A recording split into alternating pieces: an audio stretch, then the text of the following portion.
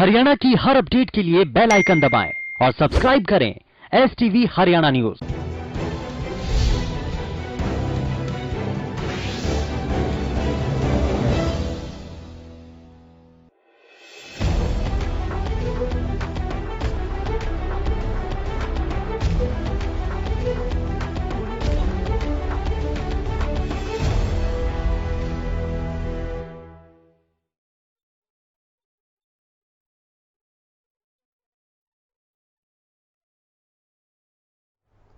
नमस्कार, आप देख रहे हैं हमारी खास पेशकश और मैं हूं आपके साथ शुभेंदु सिंह। और कोरोना अपडेट के साथ एक बार फिर से हम हाजिर हैं आपको बताने देश दुनिया का हाल। तो शुरुआत सबसे पहले पूरी दुनिया भर से करते हैं। दुनिया भर के अंदर कोरोना संक्रमण किस तेजी के साथ बढ़ रहा है, कोरोना अभी किस देश के अंदर किस रूप में देखने को मिल रहा है, जरा सबसे पहले हम आपको बता रहे हैं। जरा ग्राफिक्स के जरिए सबसे पहले आपको दिखाते हैं आज की तस्वीर। दुनिया भर के अंदर कोरोना मीटर कहां तक पहुंचा है। 32,34,361 एक्टिव केस इस वक्त पूरी दुनिया भर के अंदर कोरोना संक्रमण के सामने आ चुके हैं। वहीं 34,72,109 कोरोना संक्रमित मरीज इस दौरान पूरी दुनिया भर के अंदर ठीक भी हुए हैं। राहत भरी बात एक ये भी है, लेकिन एक दुखद खबर, 4,06,549 लोगों की इस दौरान कोरोना से मौत हो चुकी है। वहीं अमेरिका की अगर बात करें, दुनिया का सबसे ताकतवर देश, जहां पर 11,33,340 एक्टिव केस हैं, वहीं 7,61,720 कोरोना संक्रमित मरीज इस दौरान ठीक भी हो चुके हैं। वहीं 1,12,471 लोगों की अमेरिका में कोरोना संक्रमण की वजह से मौत हो चुकी है। तो अमेरिका की यह जानकारी। उसके बाद ब्राजील की जरा आंकड़ों के जरिए आपको तस्वीर दिखाते हैं। 3,52,566 एक्टिव केस इस वक्त ब्राजील में है। वहीं 3,02,084 कोरोना संक्रमित मरीज यहां पर ठीक हो चुके हैं और 37,312 लोगों की ब्राजील में इस घातक वायरस की वजह से मौत हो चुकी है। तो जरा आगे बढ़ते हैं, दुनिया के बाकी देशों की भी आपको स्थिति दिखाते हैं। रूस के अंदर 2,39,999 एक्टिव केस इस वक्त हैं, जबकि 2,30,688 कोरोना संक्रमित मरीज इस दौरान ठीक हो चुके हैं। वहीं 5,971 लोगों की रूस में मौत हो चुकी है। और जरा आगे जल्दी से बढ़ते हैं और आपको दिखाते हैं और आंकड़ों के जरिए आपको बताते हैं भारत की स्थिति क्या है। भारत के अंदर कोरोना संक्रमण किस तेजी के साथ बढ़ रहा है, जरा वो भी आपको आंकड़ों के जरिए बताते हैं। 1,24,981 एक्टिव केस इस वक्त भारत में हैं। वहीं 1,24,429 कोरोना संक्रमित मरीज इस दौरान ठीक हो चुके हैं। वहीं 7,200 लोगों की इस दौरान भारत के अंदर कोरोना संक्रमण की वजह से मौत हो चुकी है। तो यानी कि ये भारत की स्थिति। अब जरा आपको प्रदेश भर के अलग अलग राज्यों की जरा तस्वीरें दिखाते हैं। प्रदेश के अलग अलग जो तस्वीरें हैं वो आपको बताते हैं। 43,601 एक्टिव केस इस वक्त हैं। 39,314 इस दौरान ठीक हो चुके हैं महाराष्ट्र में, जबकि 3,060 लोगों की मौत हो चुकी है महाराष्ट्र में। तो ये आपको महाराष्ट्र की जानकारी हम आपको आंकड़ों के जरिए दे रहे हैं, ग्राफिक्स के जरिए आपको बता रहे हैं। तमिलनाडु का जरा रुख कर लेते हैं। तमिलनाडु में 14,399 एक्टिव केस इस वक्त हैं और 16,999 कोरोना संक्रमित मरीज इस दौरान ठीक हो चुके हैं। वहीं 2,269 लोगों की मौत हो चुकी है। बात गुजरात की भी कर रहे हैं। गुजरात में 5,186 एक्टिव केस इस वक्त हैं। 13,635 कोरोना संक्रमित मरीज ठीक हो चुके हैं, जबकि 1,249 लोगों की कोरोना संक्रमण की वजह से ही मौत हो चुकी है। वहीं अब जरा आगे बढ़ते हैं और आपको बताते हैं देश की राजधानी दिल्ली का हाल, जहां पर दिल्ली के मुख्यमंत्री को यहां शिकायत है, बुखार उनको हो रहा है और कल उनका कोरोना टेस्ट भी होना है। लेकिन ऐसे में दिल्ली में 17,125 एक्टिव केस हैं। वहीं 10,999 कोरोना संक्रमित मरीज ठीक हो चुके हैं, जबकि 812 लोगों की देश की राजधानी दिल्ली में इस घातक वायरस की वजह से मौत हो चुकी है। तो ये देश की राजधानी दिल्ली की जानकारी हम आपको अभी तक क्या है वो आपको बता रहे हैं। लेकिन जरा अब आपको आगे बढ़ते हुए हरियाणा प्रदेश की भी तस्वीर आपको दिखाते हैं, जानकारी आप तक पहुंचाते हैं और आपके अपने प्रदेश में क्या स्थिति बनी हुई है जरा वो भी आपको दिखाने जा रहे हैं। गुरुग्राम में 1,554 एक्टिव केस इस वक्त हैं और 451 कोरोना संक्रमित मरीज इस दौरान ठीक हो चुके हैं, जबकि 6 लोगों की इस वायरस की वजह से गुरुग्राम में मौत हो चुकी है। जरा अब आगे बढ़ते हैं, बात फरीदाबाद की कर रहे हैं, जहां पर 518 एक्टिव केस हैं। 183 कोरोना संक्रमित मरीज ठीक हो चुके हैं, जबकि 13 लोगों की फरीदाबाद में मौत हो चुकी है। हरियाणा प्रदेश में सबसे ज्यादा मौत का जो आंकड़ा है वो फरीदाबाद से ही सामने आ रहा है और यही एक बड़ा चिंता का कारण फरीदाबाद प्रशासन के सामने बना हुआ है। और आज भी जब रियायत की एक किश्त और मिली है लोगों को, मंदिर खुले हैं, मॉल्स खुले हैं, शॉपिंग कॉम्प्लेक्स खुले हैं, तो ऐसे में फरीदाबाद और गुरुग्राम ये दो ऐसे जिले हैं जहां पर ये रियायत नहीं मिली है। बात सोनीपत की, जहां पर 258 एक्टिव केस हैं, 164 कोरोना संक्रमित मरीज ठीक हो चुके हैं, जबकि एक शख्स की सोनीपत में मौत हो चुकी है। जरा आगे बढ़ते हैं। सोनीपत के बाद आपको बता रहे हैं अब झज्जर की जानकारी, जहां पर 14 एक्टिव केस हैं, 96 कोरोना संक्रमित मरीज इस दौरान ठीक हो चुके हैं। तो ये झज्जर की जानकारी। और आपके अपने जिले के अंदर क्या अभी तक कोरोना संक्रमण कितना हुआ है, कितना खतरनाक अब ये रूप ले चुका है, जरा वो भी आपको बताते हैं। और जरा जल्दी जल्दी से आपको तस्वीरें दिखाने की कोशिश करते हैं, जरा आंकड़ों के जरिए आपको बताते हैं, क्योंकि बहुत बेहतर तरीके से आप ये समझ पाएंगे कि आपके इलाके में कितना संक्रमण और किस रूप में बढ़ रहा है। नूह की बात कर रहे हैं, जहां पर 29 एक्टिव केस हैं, 73 कोरोना संक्रमित मरीज ठीक हो चुके हैं। तो नूह की ये जानकारी, या और ये जो है अभी तक रिकवरी रेट, क्योंकि बहुत तेजी के साथ यहां पर नूह के अंदर बेहतर हुआ है, यहां पर जो अभी तक रिकवरी रेट जो है वो पहले के मुकाबले धीरे धीरे ठीक होता चला जा रहा है। बीच में बहुत तेजी के साथ संक्रमण के मामले सामने आए थे, लेकिन अब थोड़ा सा कम हुआ है। लेकिन अंबाला की बात कर रहे हैं, जहां पर 33 इस वक्त एक्टिव केस हैं, 53 कोरोना संक्रमित मरीज ठीक हो चुके हैं, जबकि 2 लोगों की अंबाला में कोरोना संक्रमण की वजह से मौत हो चुकी है। तो ये अंबाला की जानकारी। और साथ ही साथ अंबाला के बाद अब पलवल की बात कर रहे हैं। पलवल में 73 एक्टिव केस हैं, 54 कोरोना संक्रमित मरीज इस दौरान ठीक हो चुके हैं। तो ये हम आपको लगातार प्रदेश के अलग अलग हिस्सों की आपको जानकारी दे रहे हैं। पानीपत की तस्वीर, जहां पर 29 एक्टिव केस हैं, 51 कोरोना संक्रमित मरीज ठीक हो चुके हैं, लेकिन इस दौरान दुखद खबर यह भी है कि 4 लोगों की मौत हो चुकी है। पंचकुला की बात करें, 8 एक्टिव केस हैं, 26 कोरोना संक्रमित मरीज पंचकुला में ठीक हो चुके हैं। और जरा जल्दी से आगे बढ़ते हैं और आपको धीरे धीरे करके जरा आपको बताते हैं कि हरियाणा में किस तेजी के साथ ये ग्राफ बढ़ रहा है। जींद में 14 एक्टिव केस हैं, 26 कोरोना संक्रमित मरीज ठीक हो चुके हैं, जबकि जींद में 2 लोगों की इस घातक वायरस की वजह से मौत हो चुकी है। और बात करनाल की, जहां पर 57 एक्टिव केस है, 41 कोरोना संक्रमित मरीज इस दौरान ठीक हुए हैं, जबकि करनाल में एक शख्स की कोरोना से मौत हो चुकी है। तो ये अभी तक जानकारी करनाल की। लेकिन अब बात यमुनानगर की कर रहे हैं, जहां पर 11 एक्टिव केस हैं और 9 कोरोना संक्रमित मरीज इस दौरान ठीक हो चुके हैं। तो ये यमुनानगर की भी जानकारी आपकी टीवी स्क्रीन पर आप ग्राफिक्स के जरिए देख रहे हैं। और अब सिरसा की बात, जहां पर 17 एक्टिव केस हैं, 38 कोरोना संक्रमित मरीज ठीक हो चुके हैं। और जरा जल्दी जल्दी से अब आगे बढ़ते हैं, आपको बताते हैं प्रदेश के अलग अलग हिस्सों की तस्वीरें, वहां कोरोना संक्रमण किस रूप में देखने को मिल रहा है। फतेहाबाद में 31 एक्टिव केस हैं, 12 कोरोना संक्रमित मरीज ठीक हो चुके हैं। भिवानी में 61 एक्टिव केस हैं और 11 कोरोना संक्रमित मरीज ठीक हो चुके हैं। और जरा अब आगे बढ़ते हैं, ये ग्राफिक्स के जरिए हमने आपको प्रदेश के अलग अलग हिस्सों की, अलग अलग जिलों की हमने आपको जानकारी दी है, आपको बताया है कि संक्रमण किस रूप में बढ़ रहा है। लेकिन अब जरा आगे बढ़ते हैं, आपको एक रिपोर्ट भी दिखाने जा रहे हैं और इस रिपोर्ट के जरिए आपको बताएंगे कि आखिर ये संक्रमण किस रूप में बढ़ रहा है, कितना खतरनाक हो चुका है। और आज जब रियायत की एक और किश्त जब आप सभी को मिल रही है, एहतियात कितना बरतना है, ध्यान कितना रखना है, इस रिपोर्ट के जरिए आप देखिए।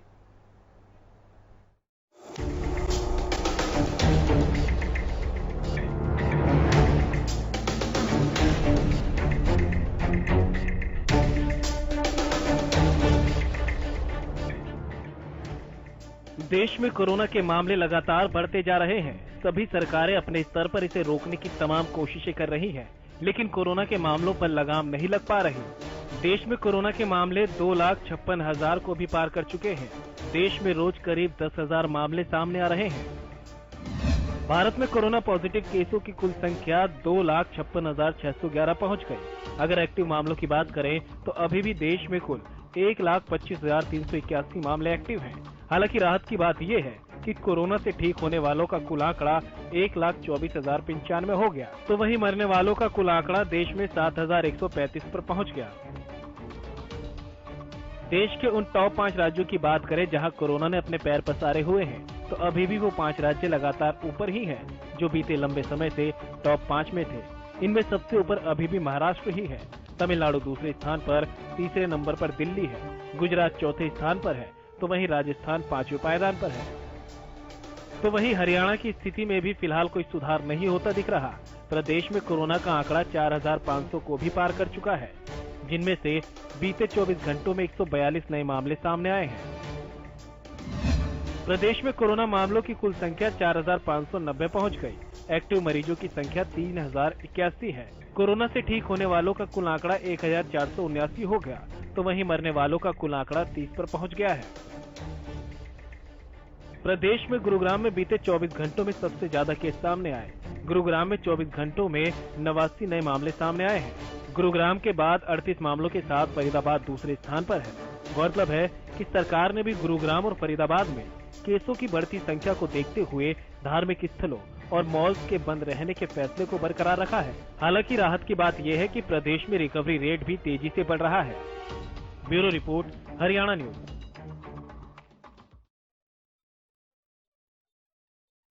गुरुग्राम अभी तक टॉप पर है और हरियाणा प्रदेश का हम यहां जिक्र कर रहे हैं, जिसमें गुरुग्राम अव्वल नंबर पर है। बात दूसरे नंबर पर है क्योंकि यहां फरीदाबाद भी जिस तेजी के साथ फरीदाबाद के अंदर संक्रमण के मामले बढ़ रहे हैं, तो फरीदाबाद के अंदर भी एक बड़ी चिंता का कारण बना हुआ है। और इसीलिए इन दो जिलों के अंदर अभी भी जब रियायत की एक और किश्त मिल रही है, सभी पूरे देश भर के अंदर लोगों को मिली है। अलग अलग जगहों पर शॉपिंग कॉम्प्लेक्स, मॉल, धार्मिक स्थल खोले जा रहे हैं, लेकिन ऐसे में इन दो जगहों के अंदर, इन दो जिलों के अंदर अभी ये फिलहाल रियायत नहीं दी जा रही है। तो ये सब कुछ यहां प्रशासन और राज्य सरकार इस पर देख रही है, बारीकी से विचार किया जा रहा है। और इसके पीछे जो इन दो जिलों के अंदर अभी रियायत नहीं दी जा रही है, तो उसके पीछे भी एक बड़ा कारण यही माना जा रहा है कि इन दोनों ही जिलों के अंदर संक्रमण के मामले तेजी के साथ सामने आ रहे हैं और इसीलिए अभी यहां पर किसी भी तरीके से रिस्क नहीं लिया जा सकता है, यहां पर छूट नहीं दी जा सकती है। तो ऐसे में क्या आने वाले समय में भी अगर किसी जिले के अंदर अगर संक्रमण बहुत तेजी के साथ बढ़ रहा है, तो क्या वापस से वहां पर ये सभी रियायतें छीन ली जा सकती हैं, वापस ली जा सकती हैं? क्या इन सभी चीजों को लेकर के भी सरकार के द्वारा रणनीति तैयार की गई है, इस पर भी सोचा गया है?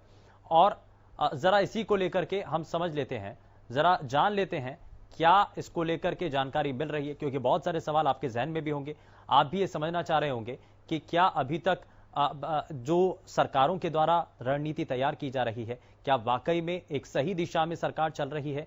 और जब बार बार ये भी सवाल किया जा रहा है, बहुत ज्यादा ये पूछा जाने वाला सवाल भी है कि जब संक्रमण बहुत हद तक कम था, नियंत्रण में था, ये सब कुछ स्थिति सामान्य थी, लेकिन तब लॉकडाउन लगाया गया। लेकिन अब जब स्थिति सामान्य नहीं है, जब संक्रमण बहुत तेजी के साथ बढ़ रहा है, तो ऐसे में अब लॉकडाउन हटा दिया गया है, अनलॉक एक की तरफ हम आगे बढ़ रहे हैं, धीरे धीरे छूट दी जा रही है। तो क्या वाकई में ये एक नीतिगत फैसला है? क्या सरकार की स्ट्रैटेजी है? क्या लोगों को घबराने की जरूरत नहीं है? ठीक है, अब बहुत सारे लोग एहतियात बरत रहे हैं, सावधानी बरत रहे हैं, लेकिन अब और भी ज्यादा सावधानी बरतने की जरूरत है। दिल्ली के मुख्यमंत्री भी इससे ये जानकारी मिल रही है कि उनको बुखार की बात सामने आ रही है और साथ ही उनको खांसी हो रही है, कल उनका कोरोना टेस्ट होगा। तो ये दिल्ली के अंदर जो भयावह स्थिति है, तो इसका प्रभाव हरियाणा पर भी किस रूप में पड़ने जा रहा है, जरा उसको भी समझेंगे हम। डॉक्टर नेहा गुप्ता हमारे साथ कार्यक्रम में जुड़ चुके हैं। नेहा जी, बहुत स्वागत है आपका कार्यक्रम में। जरा जल्दी से हम समझ रहे हैं कि लगातार जिस तेजी के साथ आंकड़े बढ़ रहे हैं, ये कितना बड़ा चिंता का कारण बना हुआ है सरकार के लिए, प्रशासन के लिए। और दूसरी चीज ये भी कि जब खतरा इतना ज्यादा बढ़ रहा है, तो दूसरी तरफ हम रियायत दे जा रहे हैं, ढील दिए जा रहे हैं, ये कितना सही है?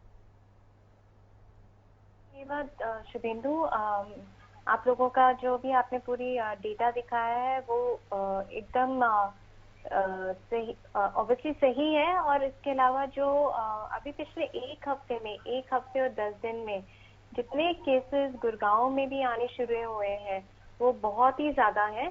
इनफैक्ट अगर हम डबलिंग टाइम की बात करें, तो अभी पूरे देश में सबसे कम डबलिंग टाइम, मतलब कि कोरोना के केसेस जितनी जल्दी और जितनी ज्यादा बढ़ रहे हैं, वो गुड़गांव में ही है। तो ये डेफिनेटली इस समय चिंता की भी बात है।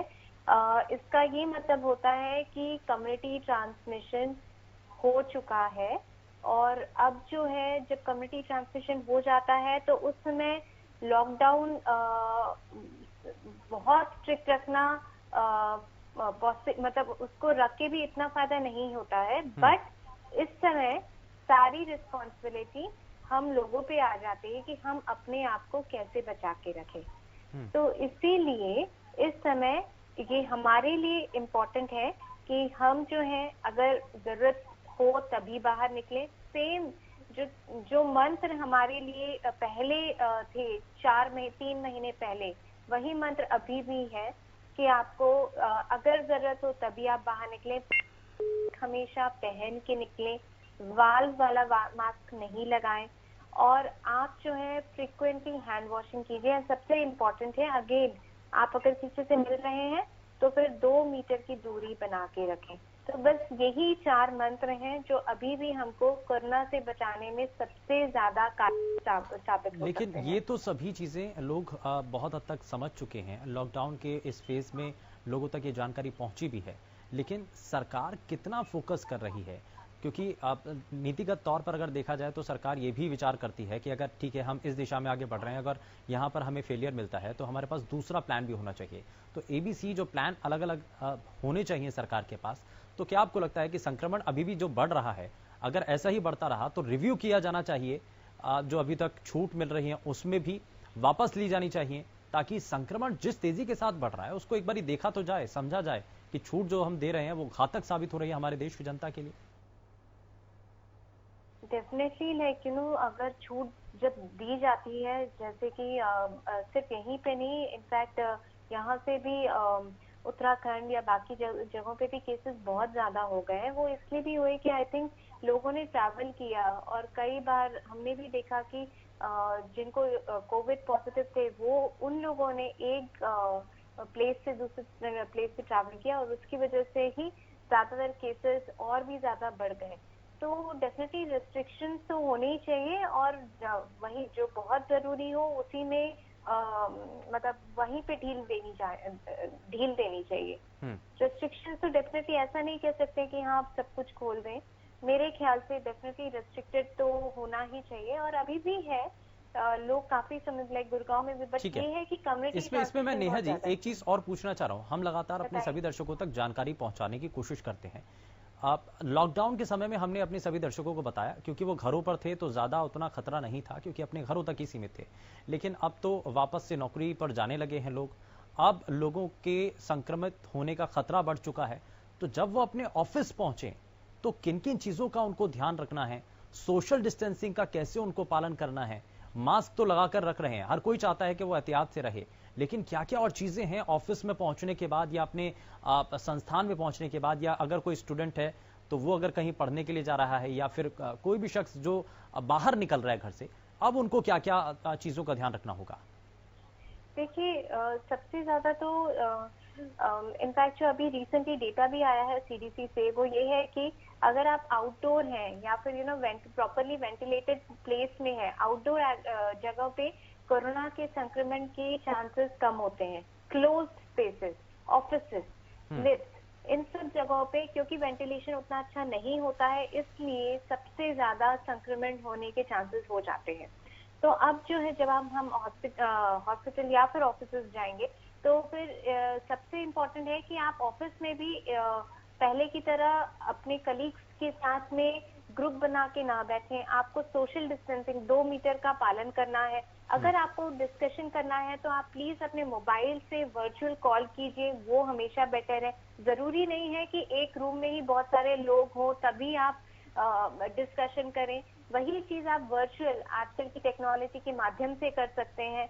चाय पीने के लिए एक दूसरे के साथ नहीं जाएं, क्योंकि ये सिर्फ खांसने से नहीं होता है, इवन नॉर्मल स्पीकिंग से भी ये वायरस एक से दूसरे में हो सकता है। स्पेशली जब आप चाय पीते हैं तो ऑब्वियसली मास्क आपका नीचे रहेगा, तो उस कंडीशन में भी एक से दूसरे में स्प्रेड हो सकता है। तो इसे चाय ना पिए, या फिर आप कैंटीन में एक दूसरे के साथ नहीं बैठे, ये सब नहीं करना है। ग्रुप में डिस्कशन नहीं करना है। टेक्नोलॉजी का इस्तेमाल सबसे ज्यादा कीजिए, वर्चुअल मीटिंग्स कीजिए। ठीक है, यानी कि ये कुछ सावधानी बरतने के उपाय हैं। सावधानी बरत करके हम बच सकते हैं। यदि आप किसी भी संस्थान में काम करते हैं, ऑफिस में अगर आप जाते हैं, तो आपको भी अगर डर लग रहा है या आप ये सोच रहे हैं कि संक्रमण जब बहुत तेजी के साथ बढ़ रहा है तो आप कैसे बचें, तो ये उसका एक बहुत सीधा सा उपाय है। और इसमें कुछ और चीजें जोड़ना चाहेंगी आप, अगर उनको अपनी इम्यूनिटी बढ़ानी है, ठीक है, वो इन चीजों का ध्यान रख रहे हैं, लेकिन साथ ही साथ अब वो अपने ऑफिस से घर पहुंच रहे हैं, तो घर पहुंचने के वक्त उनको क्या चीजें अब ध्यान रखनी होगी? हैंड वॉश करना होगा। हम इससे पहले लगातार अपने सभी दर्शकों को बता रहे थे कि आप जब भी बाहर से अगर घर तक आ रहे हैं तो हैंड वॉश कीजिए, लेकिन अब ऑफिस से घर पहुंच रहे हैं, वहां पर हो सकता है कि अनचाहे में भी किसी से को छू लिया या टच हो गए, तो क्या कपड़े वापस से हमें धो लेने हैं, नहाना है, क्या क्या करना होगा, ये जरा बता दीजिए। बिल्कुल बिल्कुल, देखिए इवन आप जब ऑफिस में रहेंगे तो ये अगर हमें फिर भी हैबिट में hand hygiene, hand washing, frequent hand washing उस समय भी पूरी बार बार करते रहना चाहिए।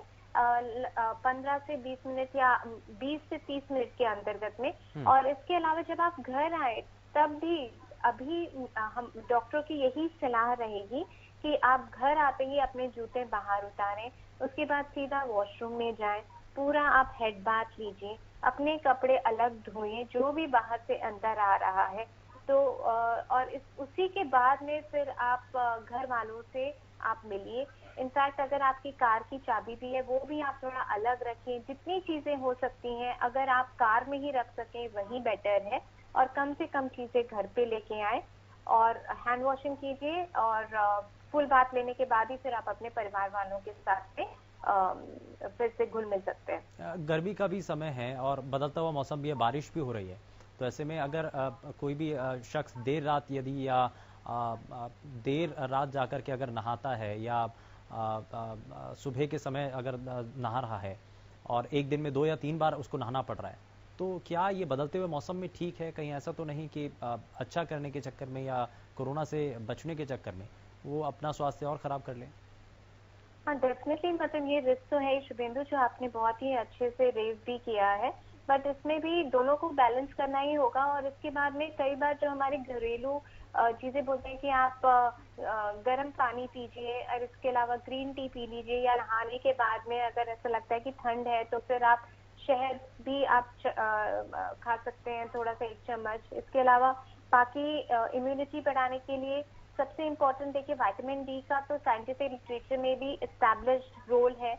आप विटामिन डी सप्लीमेंट्स लीजिए, calcium supplements daily, vitamin D supplements once in a week. And ये ठीक है, सप्लीमेंट्स जो है दूध और दही के साथ में खाने चाहिए। ठीक है। गार्लिक एंड बाकी और चीजें भी मल्टीविटामिन, स्पेशली जिंक।